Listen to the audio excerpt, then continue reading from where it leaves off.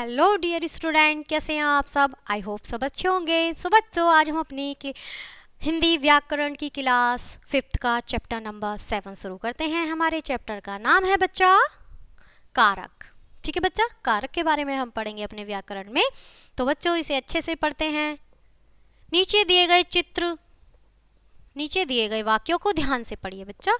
नीचे दिए गए जो वाक्य हैं हमारे ध्यान से पढ़ेंगे हम इस चित्र के अनुसार। रवि अपने मित्रों के साथ बगीचे खेल रहा है, बगीचे में खेल रहा है। ठीक है, बगीचे तरह तरह फूल लगे हैं, पूरा बगीचा फूलों सुगंध महक रहा है, फूलों तितलियां मंडरा रही हैं। ठीक है बच्चा, अब इसमें कुछ हमें मिस्टेक सी लग रही है पढ़ने में। ठीक है बच्चा, अब देखेंगे रवि अपने मित्रों साथ बगीचे खेल रहा है।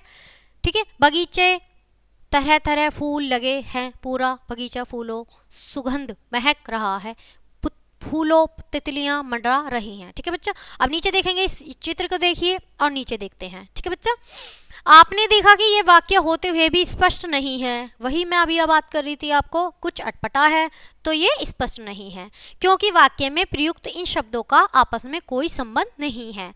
यदि इन्हीं वाक्यों को हम इस प्रकार लिखें, रवि अपने मित्रों के साथ बगीचे में खेल रहा है, बगीचे में तरह तरह के फूल लगे हैं, पूरा बगीचा फूलों की सुगंध से महक रहा है, फूलों पर तितलियां मंडरा रही हैं। ठीक है बच्चों, अब ये बिल्कुल अच्छे से और क्रम अनुसार लगा है। ठीक है बच्चा, आगे देखेंगे, रवि अपने मित्रों के साथ बगीचे में खेल रहा है, बगीचे में तरह तरह के फूल लगे हैं, पूरा बगीचा फूलों की सुगंध से महक रहा है, फूलों पर तितलियां मंडरा रही हैं। बच्चों, क्या आप समझे कि पहले दिए गए वाक्य की उपेक्षा दूसरी बार दिए गए वाक्य में हमें अधिक स्पष्ट क्यों लग रहे हैं? क्योंकि इन वाक्यों में शब्दों को आपस में जोड़ने वाले के, में, की, से, पर आदि का प्रयोग किया गया है। यदि शब्द कारक चिन्ह कहलाते हैं, ठीक है, यही जो चिन्ह हमारे शब्द होते हैं ये क्या कारक कहलाते हैं।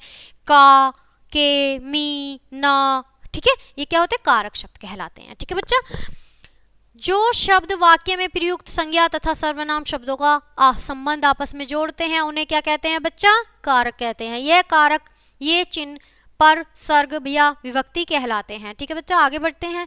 जिस प्रकार परिवार के सदस्यों का आपस में एक दूसरे से अलग अलग संबंध होता है और उन्हें परिवार बनता है, उनसे परिवार बनता है, ठीक उसी प्रकार भाषा में शब्दों का आपसी संबंध कारक कहलाता है। यह संबंध पर, सर्ग अथवा व्यक्ति चिन्ह द्वारा दर्शाया जाता है। ठीक है बच्चा, आगे देखते हैं कारक के भेद। कारक के 8 भेद होते हैं, इनके नाम और चिन्ह इस प्रकार हैं। कारक के बच्चा 8 भेद होते हैं, अच्छे से समझ लेंगे हम। हमारा जो कारक है उसके 8 भेद होते हैं। अब 8 भेद कौन कौन से होते हैं आइए समझते हैं। ठीक है, कारक, ठीक है, और विभक्ति पर, सर्ग, ठीक है, कर्ता ने, कर्म को शून्य, कारण से, के द्वारा, संप्रदान को, के लिए, ठीक है, अप्रदान, अपादान से अलग होना, ठीक है, संबंध के, की, रा, रे, री, ठीक है, अधिकरण में, पर, ठीक है, संबोधन हे, अरे। ठीक है बच्चा, उदाहरण देखेंगे अब हम इसी प्रकार। ठीक है, अब यहाँ कारक देख लिया, विभक्ति पर, सर्ग देख लिया। ठीक है, सबसे पहले हम कर्ता देखा था, ने। कर्ता में क्या आ रहा था बच्चा हमारा? विभक्ति में ने। तो अब हम उदाहरण कैसे करेंगे? अक्षिता, ठीक है, अक्षिता ने गाना गाया, तो यहाँ पर हमारा ने हमारा इस्तेमाल हो गया, ने। ठीक है बच्चा, कर्म देखेंगे अब हम, कारक में कर्म आ रहा है तो उसमें कर्म हमारा क्या होगा? को। अंकित ने चोर को, यहाँ पर आ गया पकड़ा। ठीक है बच्चा, अब देखेंगे कारण से या के द्वारा, ठीक है,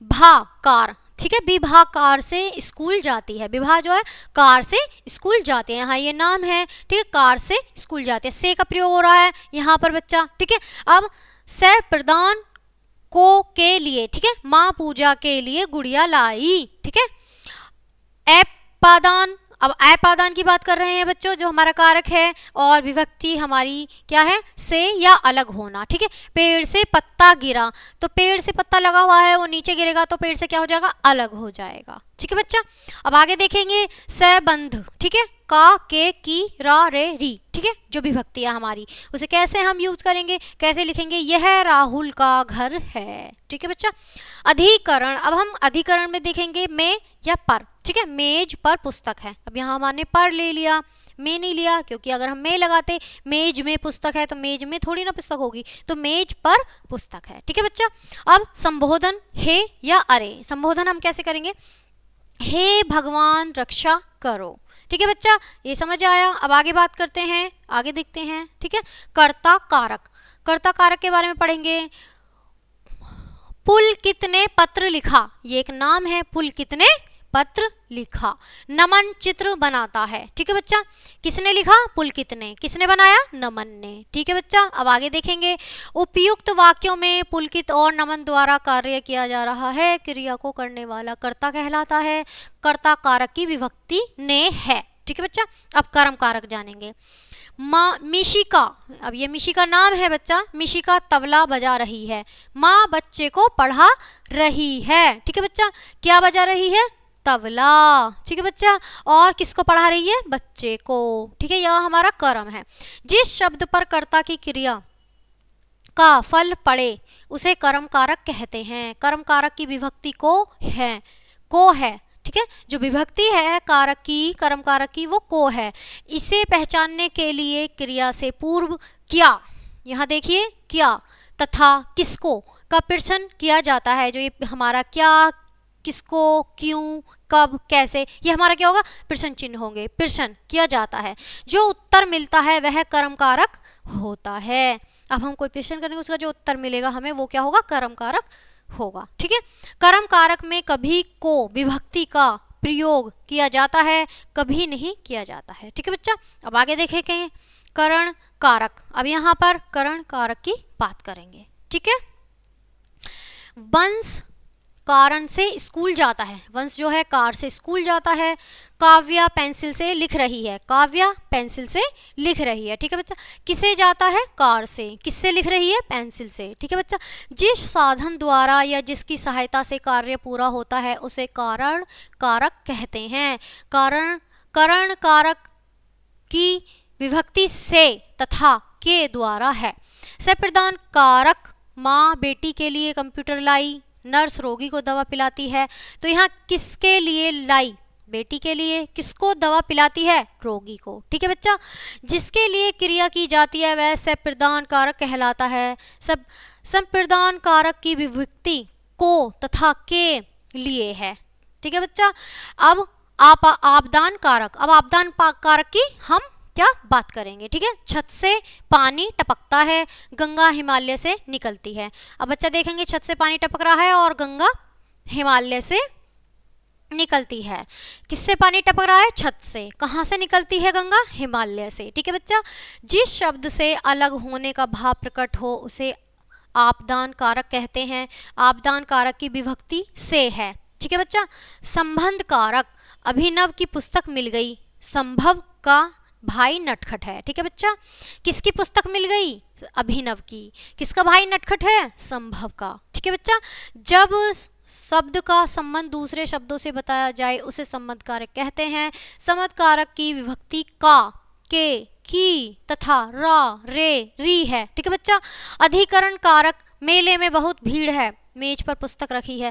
तो बच्चा कहाँ भीड़ है, मेले में। किस पर पुस्तक रखी है, मेज पर। ठीक है बच्चा, जिस शब्द से क्रिया के होने का स्थान या आधार का पता चले उसे अधिकरण कारक कहते हैं। ठीक है बच्चा, अधिकरण कारक की विभक्ति में तथा पर है। ठीक है, अब बात करते हैं संबोधन कारक की। ठीक है बच्चा, संबोधन कारक की, संबोधन तो बहुत इजी है, बहुत आसान है, उसको अच्छे से पढ़ेंगे। अरे मोहन मेरी बात सुनो, हे भगवान ये क्या हो गया। ठीक है, किसी को पुकारने या संबोधित करने के लिए जिस शब्द का प्रयोग किया जाता है उसे संबोधन कारक कहते हैं। संबोधन कारक की विभक्ति हे, अरे है। ठीक है बच्चों, आइए एक नज़र डाल लेते हैं अब तक हमने अपने चैप्टर में क्या सीखा। सो बच्चों देखेंगे अब तक हमने क्या सीखा। संज्ञा या सर्वनाम के जिस रूप से उसका संबंध दूसरे शब्दों से जाना जाता है वे क्या कहलाते हैं बच्चा, कारक। वे शब्द जो कारक का क्रिया से संबंध स्थापित करते हैं उन्हें कारक चिन्ह कहते हैं। कारक चिन्ह को पर सर्ग भी कहते हैं।